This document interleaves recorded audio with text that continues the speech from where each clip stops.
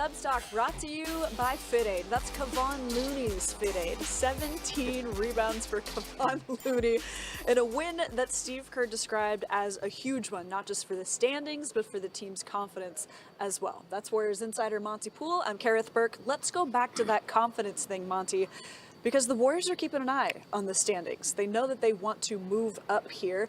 They know that they had a really rough third quarter in this one, and they needed to respond. Yeah, you've got 10 teams between 3rd and 13th, and it's going to be a climb to get there. And you say 10 teams, but there's only going to be like 6 spots.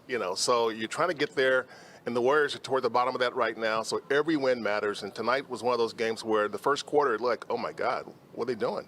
Yeah. They didn't do much in the first quarter. They fought back into it in the second quarter. To take a lead at halftime. Yeah, 2-point lead at the half, barely. It's something, sure. Yeah, you take that. And then the third quarter comes along, and they kind of fall flat again. 19 points. Yeah, they fall flat.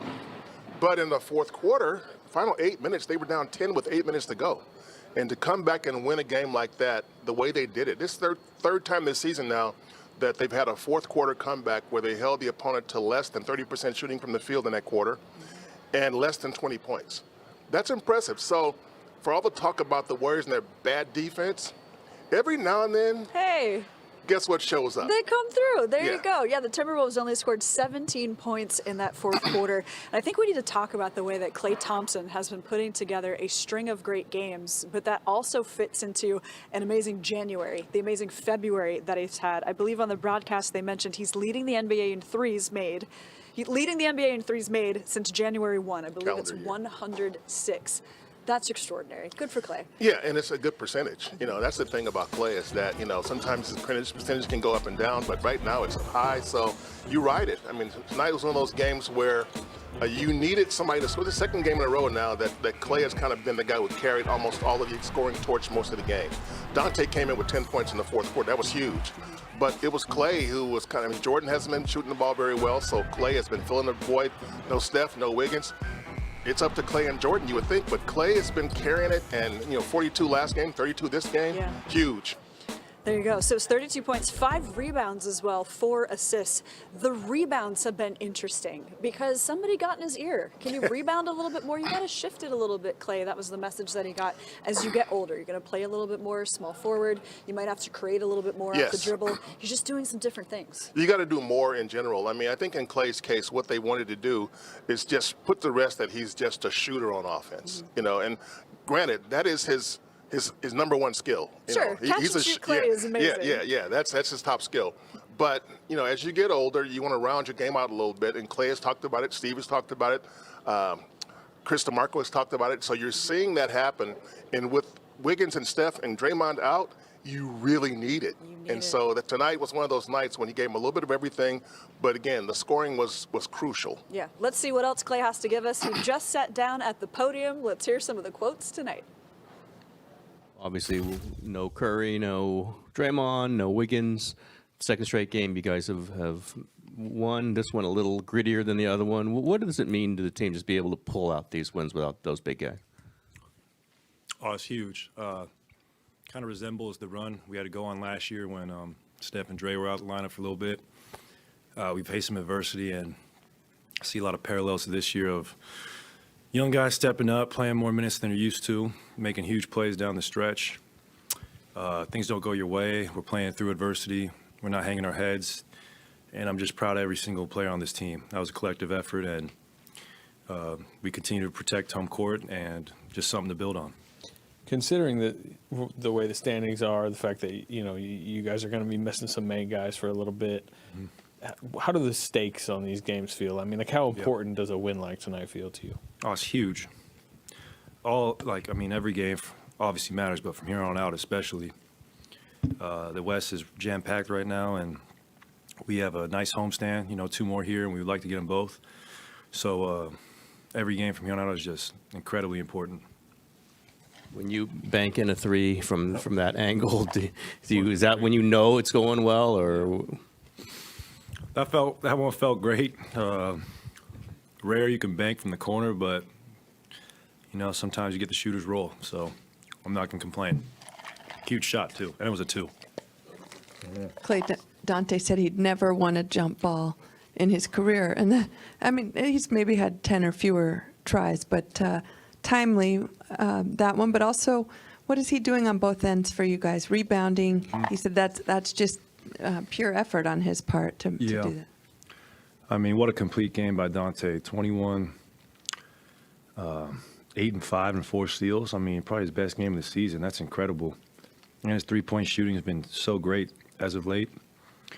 He's showing why he was so coveted for us this past offseason, and I love competing with him. He's using his voice on the bench because he's a champion. He's got incredible experience, and he's just going to be incredibly important for us going down this stretch. I think it was after the three you hit. This time it was a three to go up 6, timeout, and you're kind of bouncing and looking at their bench, maybe saying some things. What was going on there? Yeah, I was having some fun with one of their assistants, Joe Boylan. We were just talking mess back and forth. Joe was here with us my rookie year and second year, so it's fun to see the guys you kind of came in the league with, and we were just having some good old-fashioned fun. Was that going on all game? I mean, every time I see him, he's always chirping, so he's been like that since my rookie year, and I got to respect him for it. You should see him play pickup. It's ridiculous. In a good or bad way? Well, it depends what you like. If you like competitive fire and edginess, I guess it's good. Monte mentioned a couple times that you dumped it off to Looney, on the pick and roll, and obviously, I mean, you're controlling the offense more than usual. How much of an added burden do you feel, doing stuff like that right now? I don't feel a burden at all. I love the challenge. I love being a leader. I love leading these young guys and leading by example and being vocal.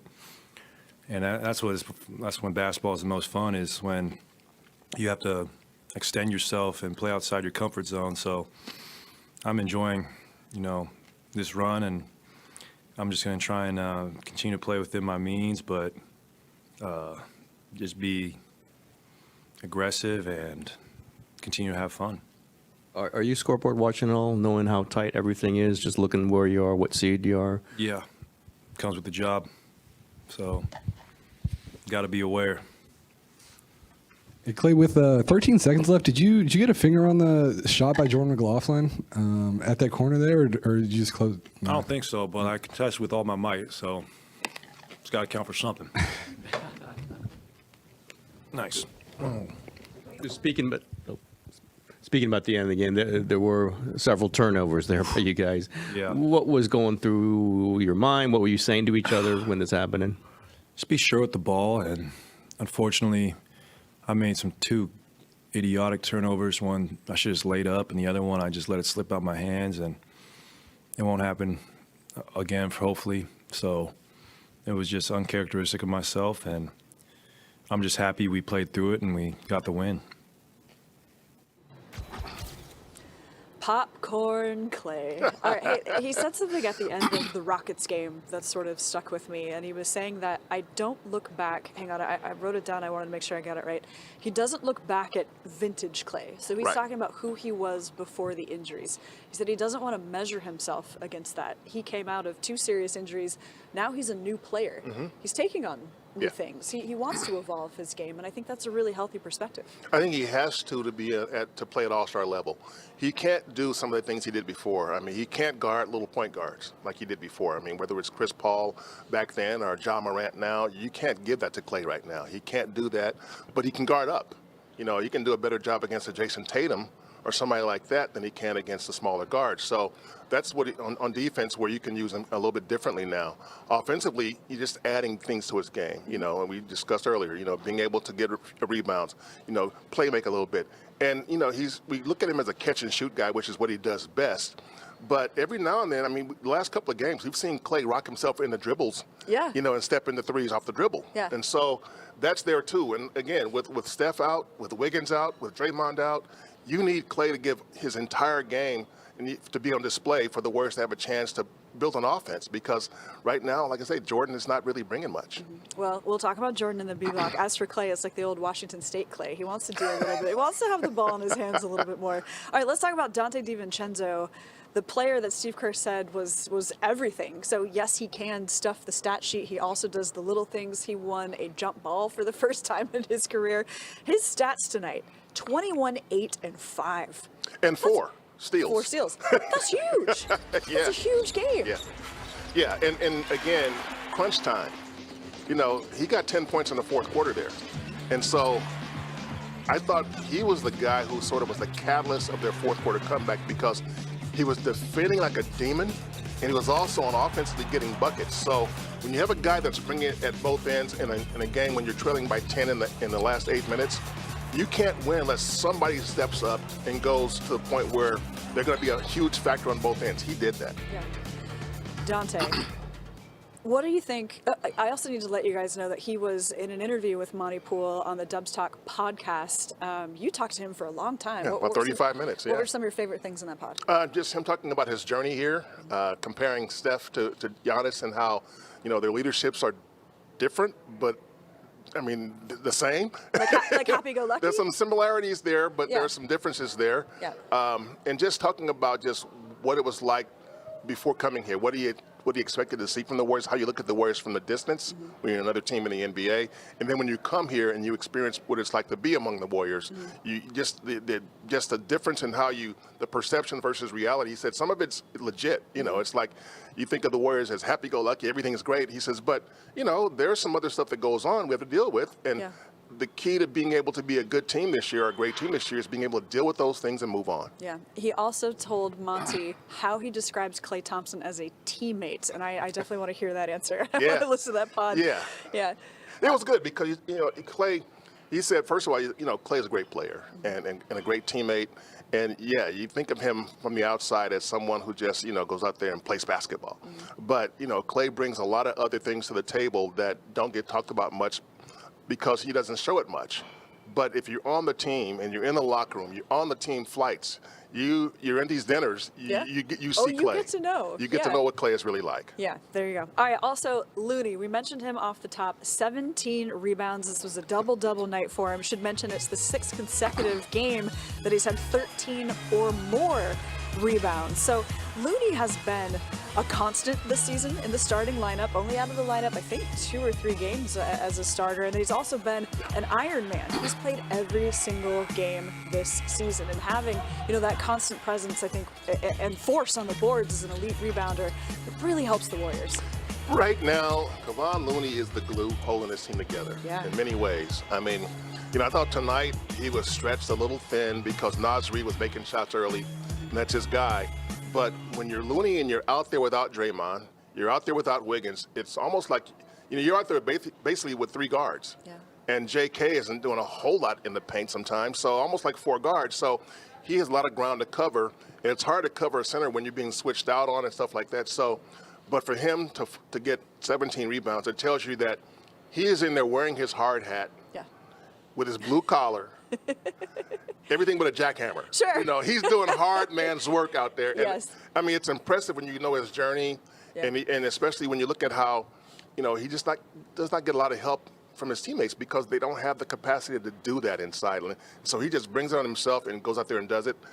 17 rebounds is nothing to sniff at, even though he tried to sniff at it later. Well, he did. He kind of joked that, you know, for a big man, 17 rebounds, okay, get me 20. He said that would be a big performance, and I really like that. But they keep ticking up. They keep ticking up. Well, yeah, come on, Lone. 20 rebounds is rare in the NBA today. Yeah, you know, it it is. doesn't happen back 40, 50 years ago, it happened a lot because guys were shooting 40%. Yeah. But now it's a different league now, and there aren't sometimes 25, 30 rebounds to be had by anybody. Right. So all right. Kudos 17 to is Kevon. awesome. Yeah. Listen, I see a comment here.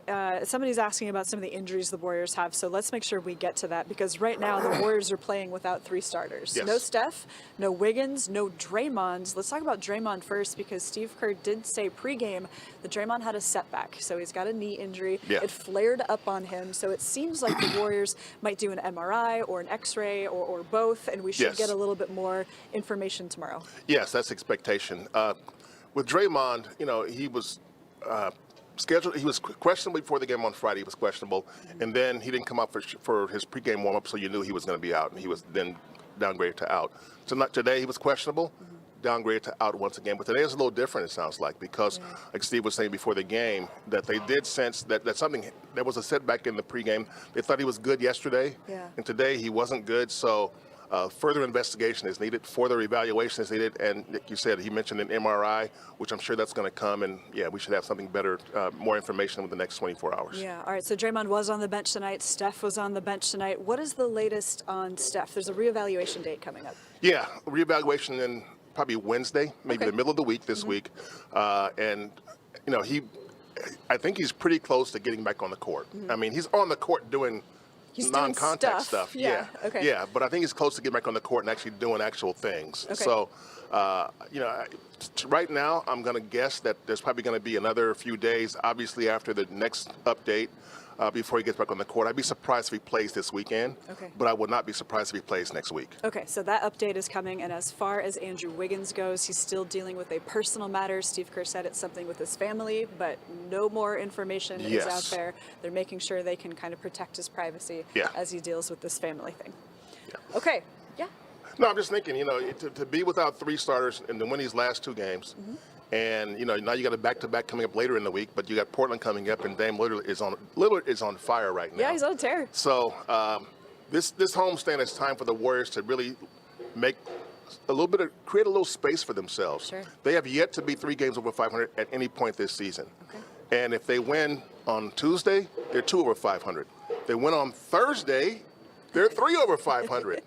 So, you know, a 5-game home win streak would set them up for a pretty good little road trip. There you go. All right, we know Dame has been on fire since the All-Star break, won that 3-point contest, but the Warriors, they want to build this momentum. All right, they're sitting in 7th place right now in the standings. All right, when we come back, we're going to talk about the freedom, Steve Kerr says, that comes from playing only 9 or 10 guys. He called it liberating.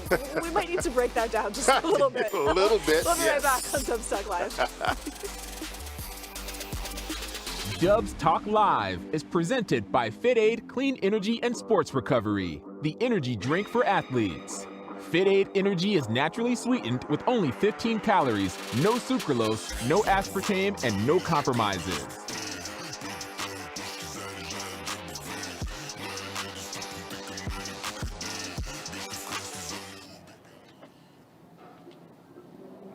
All right, since we were talking about injuries, we have a question that says, will Andre ever play? Andre has played 3 games this season. That was before the All-Star break. It was, what, a random time in January? Then we didn't see him again? Yep. Okay, and he's not played, was it? I believe so. It was a few weeks ago. Yeah, it was around Klay Day. Okay. I think it was around then. Monte, I feel like the last time we talked, this was before the All-Star break, you had the feeling that because we're seeing Andre warm up, go through some pretty intense... That it's close. Yeah, that it's close. But what does close mean? Yeah. You know, let's see. His next podcast is probably going to be Friday. Are you for real? Do you think he'll announce on the podcast? I mean, I wouldn't be surprised. Sure. You know, I mean, he's a very marketing-centric guy. So Draymond has a podcast, Andre has a podcast, Bob Myers has a podcast. Am I missing anybody? No, those Kerr's are been the on a main bunch 3. of podcasts. Yeah, Kerr's a guest on podcasts. Sure. Lacob has been a guest on podcasts, but for the most part, those are the big 3. Those are the big 3. The And again, podcasts. Andre, you know, with the back-to-back coming up this week, you know, with the Thursday game and then a Friday game, we'll see if we can squeeze in a podcast on Friday or Thursday or Friday. But, I mean, you know, I do expect him to play at some point soon. Sure. I don't think he'll show up, you know, on March 30th. And, When you're okay, missing I'm good 3 now. starters, though, if he could play, he would be playing. Yeah, they're missing 3 stars and they're missing 5 rotation players. Yeah. 5. Yeah. You know, when you count Gary Payton II and Andre along with Wiggins, Curry, and Draymond. Yes. Did you say that? Yeah. Okay. Yeah. Well, Wiggins, Curry, and Draymond. Yeah. So.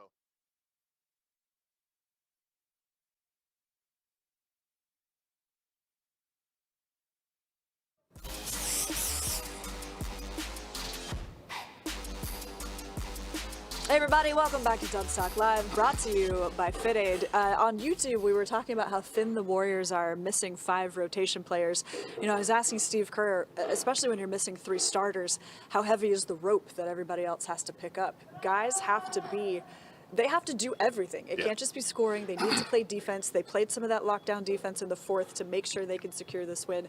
But this is hard right now. The Warriors, the word grit came up post-game. We should have like a siren, a grit siren, when Steve gets to use the word grit.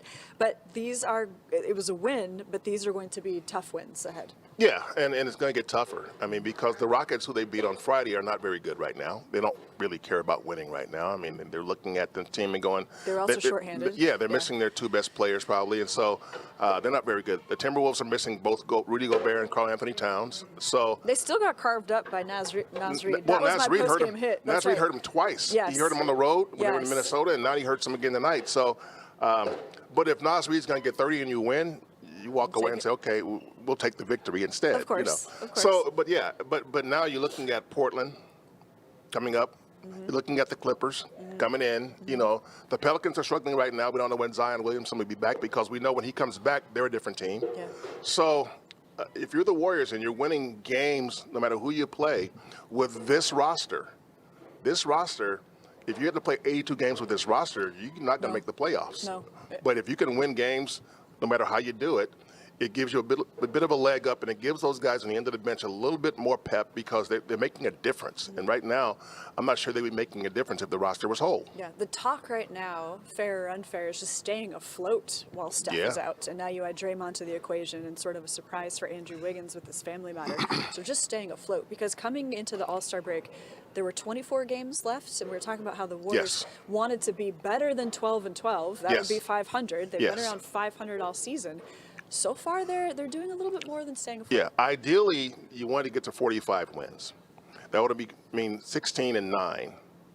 They haven't done that all season. No, this stretch I know. like that. Yeah. I know. I mean, I'm sorry, 16-8. Okay. No, they haven't done it all season. So, yeah, it's pretty obvious they have to play their best basketball over the rest of the season to get into a coveted spot. Yeah. Okay. Now, That's not the play-in. To get out of the play-in, to get to a sixth spot. 1 through 6. I think to get to the sixth spot, you're going to have to be somewhere in the mid-40s. I don't think you're going to see too many teams winning 50 games this year in the West. There's so much competition. Yeah. You got all these teams that are jumbled together there, and I think outside of Denver and Memphis, I don't know who's going to get to 50. And then you're looking at Sacramento in third right now, and they're in the high 30s. So it's just hard to see a team getting to 52 wins over these last few weeks of the season. And so all those teams that jumble together, they're going to be playing each other. And so you get to dictate your own destination, your own future, where you go. It's not up to somebody else. It's up to what you do. Yeah. All right, we're going to take a closer look at the standings when we come back. The Lakers had a massive game. They're moving on up. Yeah, we got to talk about some things, Monte. All right, we'll be right back with Dubs Talk Live, brought to you by FitAid. Continue. Dubs Talk Live is presented by FitAid Clean Energy and Sports Recovery, the energy drink for athletes. FitAid Energy is naturally sweetened with only 15 calories, no sucralose, no aspartame, and no compromises.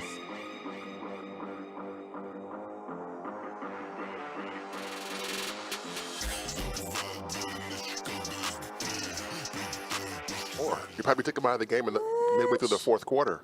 What? That's what I said. He's. Oh. We just. How much time is left in the game? Because they should be up by like 25. Oh, it's over. Okay, we just heard some of Dame's stats in our ear from our producer Flo. So he didn't get to 14. So Klay's record is intact. Yeah, it's intact. That's amazing. For Klay. All right. Quickly, Vernon is asking, how's the buyout market? I have a sense the Warriors aren't going to do anything. What's your sense? If they think that there's somebody there that's going to help them out, they will do it, I think. But the people who could have possibly helped them out went elsewhere. They got scooped up right away. Yeah. So I don't see the buyout market as being the solution to their problems. Okay. I think it's internal. Okay. And when you look at a game like tonight where they play really great defense in the fourth quarter with this ramshackle roster right now, you begin to wonder, okay, if they're all intact and they're a whole team again, what can they do? Mm-hmm. And I think that's what they're hoping on. They're hoping that if they're healthy in the end, that'll be the difference. Because if you go out to the buyout market now and you address a problem you have today, only to get healthy 2 weeks from now, the buyout market guy might not even be playing anymore. Yeah. So they got to weigh those things out. Is it worth it? I was talking about, in the teaser, talking about why it might be liberating to play 9 or 10 guys. I don't think I actually answered that question either. It's so everybody on the bench knows that they're going to get minutes, that their name will be called. So it is opportunities for Patrick Baldwin Jr. Yep. It is an opportunity for Moses Moody, although Moses only played 4 minutes in this game. Right. But at least you know you have a chance. Yeah. I mean, you won't be sitting on the bench in your sweats all game. Chances are you'll get on the floor at some point. Yeah. And and Patrick Baldwin Jr. was really good against on Friday night in the win. And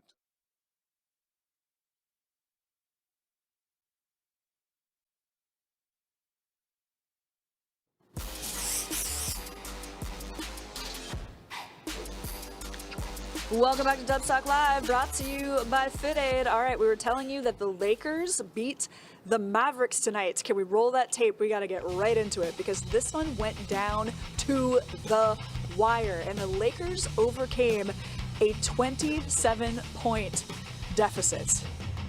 Luka, LeBron, we're in the second quarter now. I don't know what these ones are. But guys, the whole point was, the Lakers stole this win on Dallas's floor. There was the shot of Mark Cuban that was hilarious. Just had full jowls and a frown. Yeah. And this one had some big implications for the standings. The Lakers now jump to 11th place, Monte.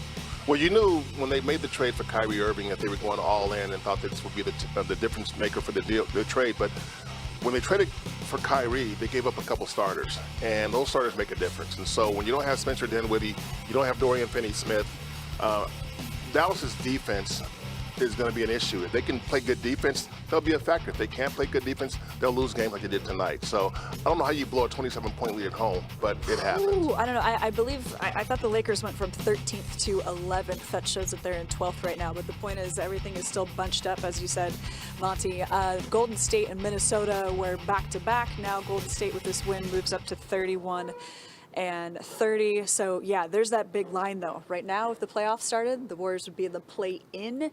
Not ideal, but they believe that if they can just get into the playoffs, they can do that thing, this flip-switching, I don't know. I don't know, it makes me nervous. Want to be in the play-in. No. It's a one game, and if you lose one game, you go home. Yeah, And that's dangerous. You don't want that at all. So any freak thing can happen, and your season's over. Yeah. So you want to be the Warriors in a series, if they're healthy, can beat some teams. Mm-hmm. But one game, that becomes very questionable. No chances. We've seen all the things that can happen this season with turnovers, with mistakes, Especially if it's a game on the road. Dun, dun, This season on the road, this team on the road this season, not good at all. Yeah. So. All right, when we were talking about how it could be liberating for 9 or 10 players to play, what Steve Kerr meant by that is everybody knows that they're going to get some minutes in this one. So we saw a little bit of Patrick Baldwin Jr., we saw a little bit of Moses Moody. Everybody has to pick up the slack. Everybody has to make a contribution, and the Warriors got that win tonight. Yeah, they did it tonight. I mean, Klay got going on offense. Yeah. The defense showed up in the fourth quarter when it had to. They pulled it out. They showed G-R-I-T, grit. Grit. If they play with some grit, they'll win some more games. I want a neon sign that says grit, and we can light it like the Kings light the beam. All right, guys, thanks for joining us. Dubstock Live brought to you by FitAid.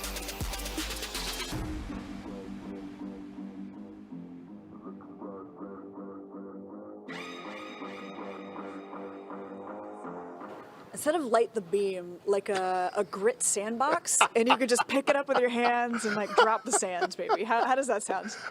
Grit, baby. You just rub your hands together. You could rub it on your face. What do you think? It sounds like somebody came back from vacation. It was me. I was playing in a big sandbox. I was in Hawaii. Thanks for rolling with me. You wanted to tell me that was stupid, and you did it in a polite way. Come on. Yeah. But honestly, though, that's the thing that's been missing from this team in a lot of games. The grit, the determination, the relentlessness that's required. And, I've been saying this to people all of these past couple of months is that when you look at last year's team and this year's team, aside from the core guys, what's the biggest difference? Okay, the bench guys last year, you can say, well, they had more experienced bench guys last year. Yes, they did. More True, veteran. older guys. Mm-hmm. But it wasn't just that they were older and experienced. They had 5 guys: Otto Porter Jr., Nemanja Bjelica, Gary Payton II, Damian Lee, Juan Toscano Anderson. All 5 of those guys had one thing in common. they were burning to prove they belong in the NBA. Yes. Otto, because he'd been a great player before, but he had to show he can still play. Well, he got that max deal from the Bulls, Yeah. right? And then everyone's Yeah. like, "Oh, he got his money." And then he got hurt. Right. He was hurt. He spent 3 years where he was almost never played. Yeah. So he wanted to show he was still an NBA player. Same with Bielitsa. And of course, with Damian and Gary and Juan, they just want to show they belong in the NBA. Yeah, those are G League guys. Yeah, they just want to show they belong in this league. So you saw them scrapping all the time. There was no lack of grit with those Right. guys. Grit. But but the guys on the bench this year, for the most part, are young guys Yeah. who were first-round picks or lottery picks. Sure. Champions last in season. the mentality of a lottery pick Yeah. who is 19, 20 years old, Yeah. it's way different from a guy who's 27, 28 years old and been fighting for 5, 6, 7 years to get in the NBA. Yeah. It's a different mentality, and the grit factor is much less. And so every now and then it shows up, but you saw it tonight, and you saw it from guys like Donte. Yeah. And so I think in that regard, if they can play with that kind of determination on a more consistent basis, a lot of their issues will be fixed. But with some of these guys, there are games you look at the Warriors and you wonder, how much do guys really want to win? How much are they willing to sell out? How much are they willing to put themselves on the line to play as if it might be their last game in the NBA? You had guys last year that played that way. Yeah. This year, you don't see it very often. It's coming around, though. Can we give them some of that credit? They Because did the there fourth were- quarter tonight. Yeah, but even at the start of the season, you look at the bench. I mean, you would see video, and guys are sitting there with their arms crossed. They're not standing Yeah. up when a three-point bucket goes in. Yes. Yes. But the grit, Yeah. guess who are the greatest guys on the bench? Who are the greatest guys in the Yes. bench? The two-way players. Because Because they want to have a foothold in the league. there you go. Yeah. And so that's the thing. And so, and I think Steve Kerr appreciates that part of what they bring. He's certainly rewarding them. Yes, yes. And I think, Kuminga comes in, and how many turnovers did he have tonight? He had, You said Kuminga? Kuminga had 3. Yes. Yeah. Yeah. He's in the starting lineup. Yeah, Yep. I mean, he came into the game, and he threw the ball away on his first possession. And so with J.K., he's going to give you some highlights, but he's also going to give you some moments you go. So Yeah. the thing is, how much can you live through that and still expect to find a coveted playoff seed? Yeah. It's hard to do. It really is a hard place to balance. And so that's why in the fourth quarter, J.K. played 5 minutes in the fourth quarter. Donte played 12. Kevon played 10. So it's different. Anthony Lamb played 9 minutes in the fourth quarter. J.K. played 5. Some fans might have a problem with that, but we need to go. We need to go. GRIT =W. All right. We're out on that note. Thanks for watching.